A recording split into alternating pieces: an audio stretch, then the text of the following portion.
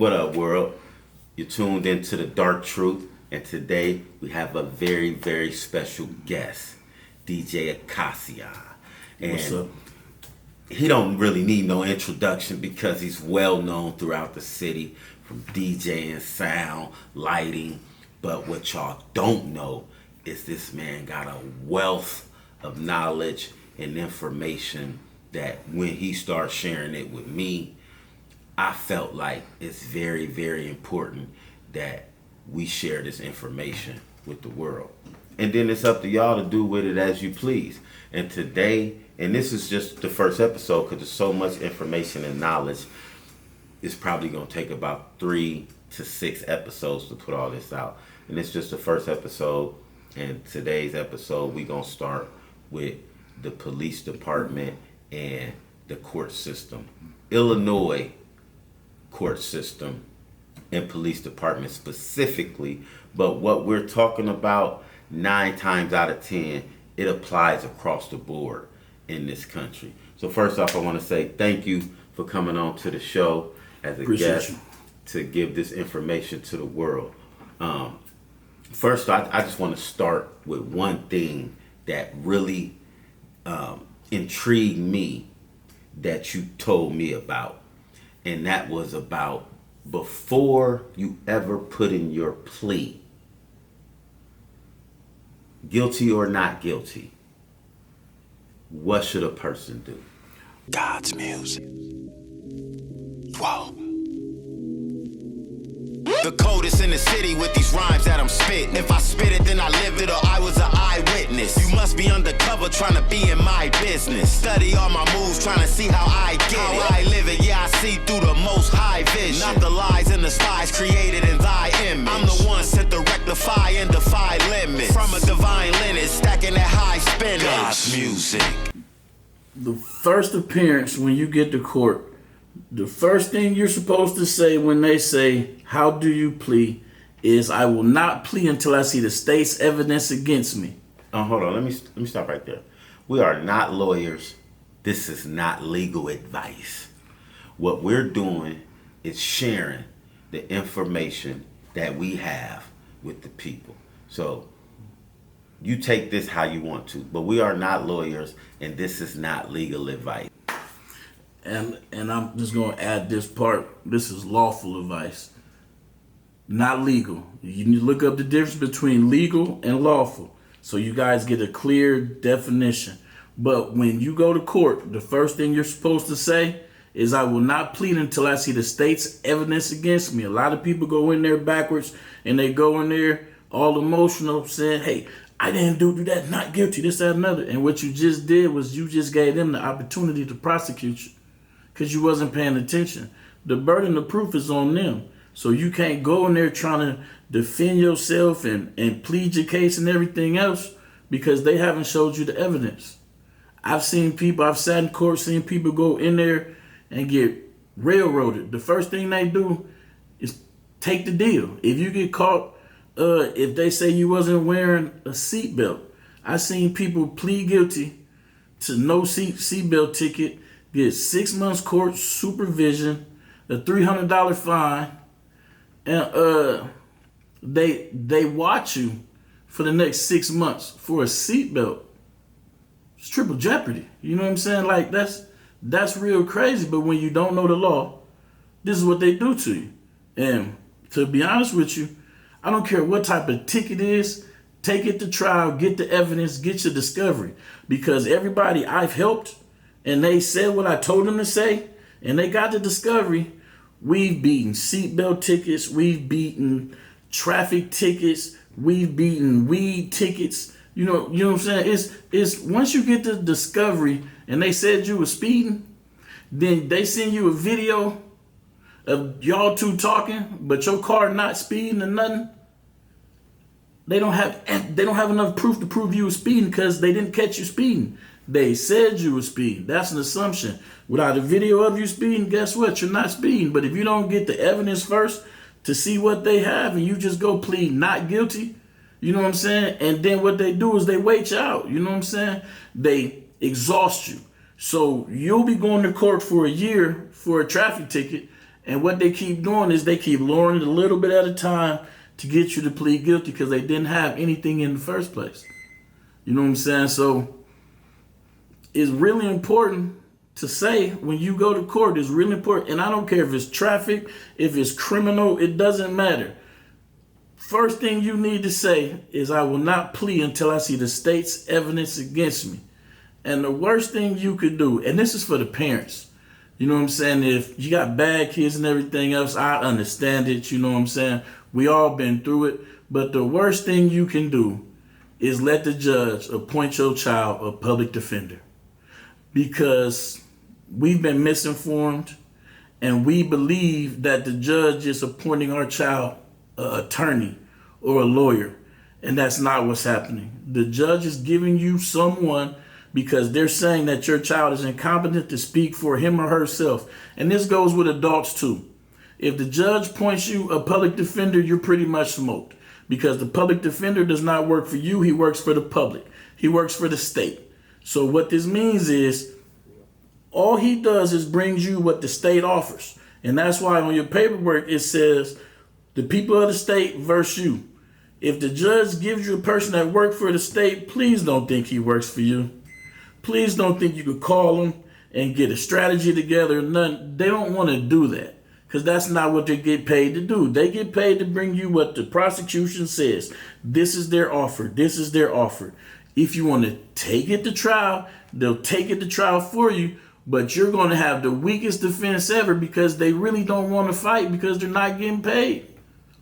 And it's a bad thing because I've seen parents assume that this is a lawyer and then they go there and their child gets smoked because the public defender didn't look at the whole case. He didn't suppress what was supposed to get suppressed. He didn't question what was supposed to get questioned. All he did was what the state told him to do. Hey, we're going to give him 17 years if he doesn't take the plea. And then this person thinking that they got a fighting chance because they think they know a little something, but they forgot. Once the judge appointed you a public defender, the public defender can make a decision for you. He can set the time for you. He can make an agreement for you. And he can agreement if you don't even object. So if he take 5 years saying that's the best he could do for you and he accepted that and just came and told you and you don't object to it, guess what? You just got 5 years. And you didn't even say nothing. Now, what's the difference between a paid lawyer?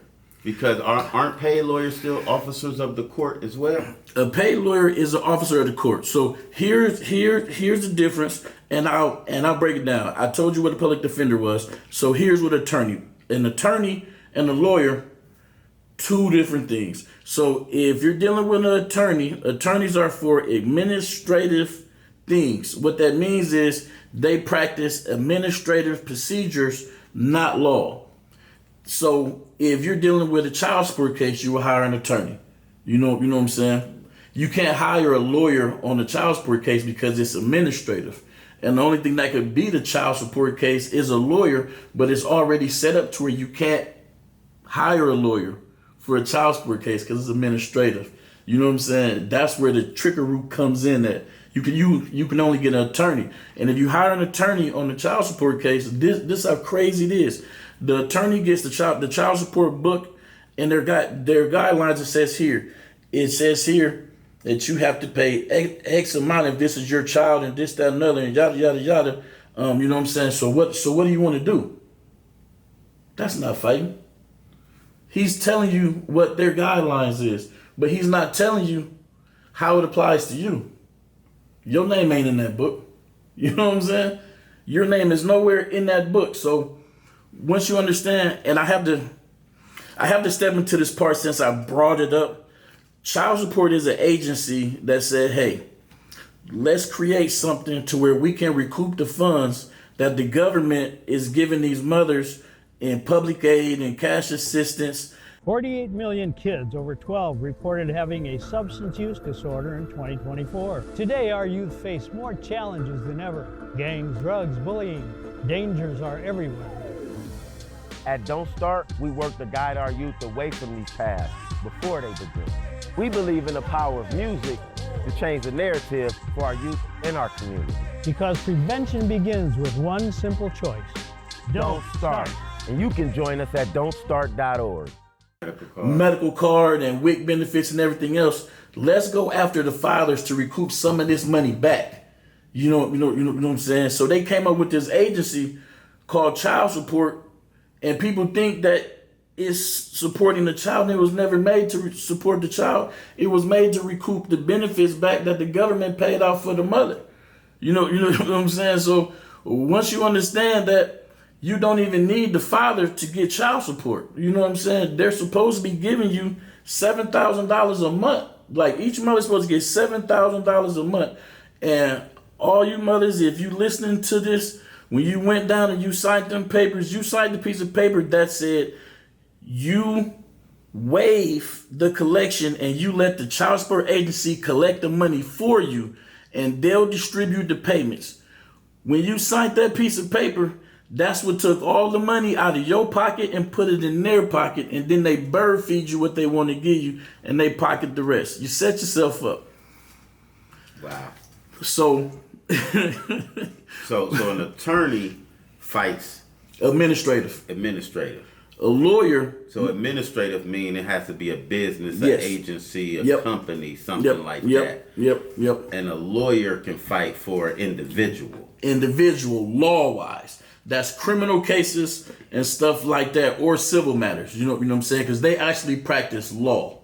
You know what I'm saying? And that's anything dealing with the Constitution, the state, or the U.S. one. You know what I'm saying? That's anything dealing with criminal damage to property, stuff like that. There, a lawyer is there to present the law. You know what I'm saying? Which, once you understand the law, you know what I'm saying, you understand. But the problem is, if you hire an attorney or if you hire a lawyer, the best defense in any case when you want to challenge them is a challenge of jurisdiction. The problem is, when I tell you, when you first go in there, a lawyer won't tell you to do this because he can't, because he swore an oath to the bar. He's an officer of the court. He owes allegiance to the bar. So if you look it up, a lawyer's first allegiance is to the bar, then his client. So if his allegiance is to the bar first, then his client, that means you're not first. And what that means is, if I tell you the first thing you do when you go in there and say, I will not plead until I see the state's evidence against me, your lawyer, you give him $20,000. He won't go in there and say that for you. He will go in there and say, hey, you want me to enter a not guilty plea? You're going to say yeah.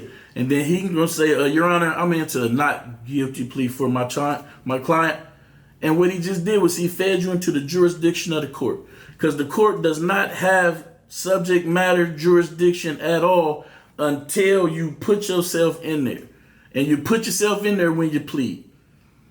That's why you don't never plead. You don't never plead. Ever plead. And then when you get the evidence and you look at the evidence, if you don't think that evidence can convince 12 people that you're guilty, you need to file a motion to dismiss for lack of evidence. And then that's when you'll see the prosecution like, we offer them let's see if we could offer them 30 days in jail and see if they'll bite down on that. That's when they start trying to wheel and deal, because they know they don't have anything. And then you got to stand your ground. Motion to dismiss for lack of evidence. And then they got to produce some evidence or try and find some more evidence to try and convince you that they got it, which 9 times out of 10 they never do, because most people take a plea agreement. And then you got these lawyers that you're paying $10,000 for, $12,000. It's crazy numbers. And you go in there with your lawyer, and your lawyer go across there to the people that's trying to harm you, shake everybody's hand. Hey, what's going on? You know what I'm saying? I'll see you next weekend. How's the kids? Yada, yada. Then he come back and sit next to you. I don't want that type of person. No. So the judge, go ahead. No, go ahead. So the judge, what's the judge role in all this? The judge role is the referee. So if you ever watch sports, Yeah. the judge is the referee. He calls the strikes and he calls the fouls and everything else. That's it. If you ever see a judge trying to practice law from the bench, you can hold him accountable and have him removed from the bench, because all he does is call the fouls. That's it. But you got a lot of judges that are old lawyers, that kind of overstep. You know what I'm saying? Kinda.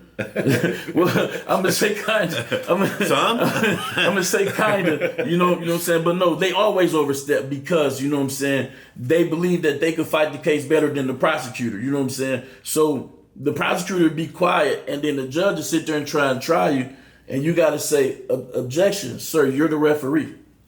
And I see that all the time where judges seem to be on the side of the state all the time when they're supposed to remain impartial, right? Impartial, yeah. Meaning they not on either, side. Nope. But most of the time I see you catch judges arguing for the state. Yeah, and you gotta object. You gotta say, Your Honor, I object. Are you the referee or are you the prosecutor? Every single time. You can't let it slide. You can't let it slide. And if he continues on, then you can file for damages. You can literally sue him. Now let's go to that part. Let's go to that part. You know what I'm saying? Now, how do you sue, and who do you sue? Okay. When I got started with this, the first thing I did was learn how to sue people. You know what I'm saying? So and it's fun. You know what I'm saying? Because you get to leverage a person. So the way this works is right when the cop stops you, and he says you did this, you did that. You know what I'm saying? Then the cop is filing a complaint against you. Hello, everyone. It's War And Joe. from the Don't Start Initiative. We are joining forces with Stepping Forward Together, the Annie Malone Center for Development, and Positive Vibes Only. We will create positive, inspirational content that will help develop today's youth into the stars of the future. Go to don'tstart.org, watch our video, click the Partner With Us button, and help us change the narrative. It's God's music. We all money in. You know what the words say, God dwells in triple dark. Black on black, it's a rap. We the ones after that. None can claim what we done. Number one, that's a fact. Black is back on the map. Woe and Nip on the track. We not like them, they not like us. This is not an act. So when the cop files a complaint against you, he's saying that you did this. Then the cop takes that complaint down to the courthouse. He turns that in. Then the prosecutor says they look at it. They say, well, you know what? We're going to push this forward. Let's see if we could get some money. Or let's see if we could get a conviction. Now, when a cop files a complaint against you and then you get a piece of paper from the courthouse that says the people of the state versus you, you have to do a FOIA request on what the cop said in his sworn affidavit to where you injured the state. You know what I'm saying? And 9 times out of 10, you never injured the state at all. Because in order for it to be a crime, it has to be a corpus delicti or a living person or an injured party. And 9 times out of 10, if you're dealing with traffic, it's not unless you hit a person. So when the cop says you did this, the first thing you need to do is go and you need to pull his insurance bond. And then you need to file a claim on his insurance bond. You file a claim on his insurance bond because he harmed you. He said you did something without proving it first, right? So now you're going to court because something that he said. Now, when you get to court, here's the problem. And I hope this makes sense. The officer works for the state. The judge works for the state. The prosecutor works for the state. Anytime the state is involved in the matter where it's the state versus you, the original jurisdiction is in the Supreme Court. So it's impossible for the judge to be impartial, the cop to be impartial, and the prosecutor to be impartial if they all work for the state. So you have to sue everybody individually. You start with that cop. You start with the cop, then you start with the prosecutor. You know what I'm saying? Because the prosecutor is the one that picked it up and said you did this. The problem is when they say you injured the state, they have to be able to prove you injured the state beyond a reasonable doubt. Because no one ever picks this up. They never pay attention to it. They say, well, the cop is going to be here to testify and this, that, and other, yada, yada, yada. And when the cop gets there to testify, no one ever cross-examines the cop. No one ever asks for the state to come and take the stand. If the cop is the one that wrote the complaint, how is he the witness? He can't be the witness if he's the complainant. You see what I just did there? He cannot be the witness if he's the complainant. And then he can't be the complainant if the people of the state is saying they're the injured party. So the cop has to get on the stand. You have to literally ask him, did you see me injure the state? He can't even answer the question. If the state is an injured party, you have to ask these questions. You have to cross-examine the cop. You got to ask the cop, so are you a witness or are you the one that wrote the ticket? So if you're the one that wrote the ticket, then you're the police officer that brought the complaint, correct? Yeah, so are you the injured party? Because if you're the injured party, then it's supposed to say you versus me on this paper. We got to cut out the illusion that they're doing, because they've kind of been breaking the law the whole time because they never have jurisdiction to do any of this. The only time they get jurisdiction is when you go in there and you start talking. They say, are you such and such, da da da da, and then you say, yeah, I'm this name. You know what I'm saying? I'm this corporation that's on this paper. And then you plead not guilty. Now you just put yourself in the jurisdiction of the court. Sometimes they say once you walk past that bar, you put yourself in the jurisdiction of the court. But see, what bar? That little swinging door, that's the bar. Okay. Once you walk past that, now you're in the water. You can't come back past that bar until the judge releases you or until you beat your case. Once you go past that bar, that's when all the adhesion contracts come into place. That's the appearance bond. That's the performance bond. The appearance bond, when you go back there and you get there and you sign your name on that thing, you will agree to appear to any other upcoming court case. That's a contract. So is a person supposed to stay on the other side of that bar and talk to them? Yeah. Like, Your Honor, I don't want to step up here. I'm going to just talk to y'all from back here. And they hate it because now you're not in their jurisdiction. That's the smartest thing anyone can ever do. Stay on this side. It's safe on this side. Don't go get in that water. Because you're in there dealing with masters of what they do. Of deception. Yeah. I'm going to say that, folks. These are masters of what they do. Yeah. They trick people all day long. And they lie all day long. All day long. Mm-hmm. And then, this how bad it got. In traffic court now, they have signs outside and inside. Turn off your phone. You can't record. You can't do this. That's a First Amendment right to record public officials.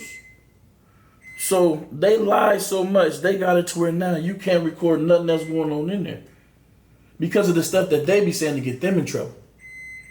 Yeah, I noticed they don't even like if you come in there with a pen and a pad and start writing down documenting everything that's going on in there. Like, they get highly offensive and it's like if you wasn't breaking the law, if everything you was doing was on the up and up, why are you worried about me documenting what's going on in here?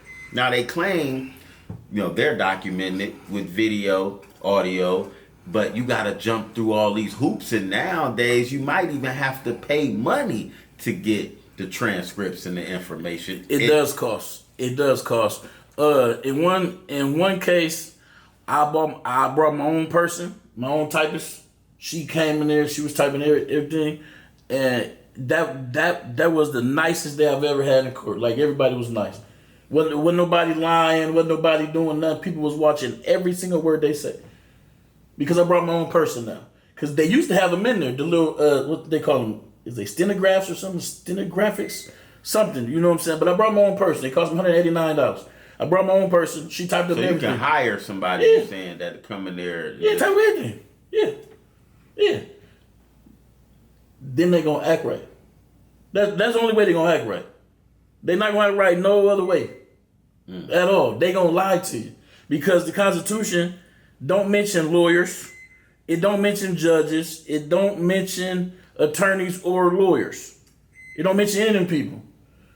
So they can lie. Marathon got a pack, not talking about a lot of crack. Talking about the hustle continues. If you got a sack, you can probably go to the connect if you got a stack. Cheese shouldn't be running your life if you not a rat. We captivating, not captain saving and masquerading. In this Mortal Kombat, you can take the path of raiding.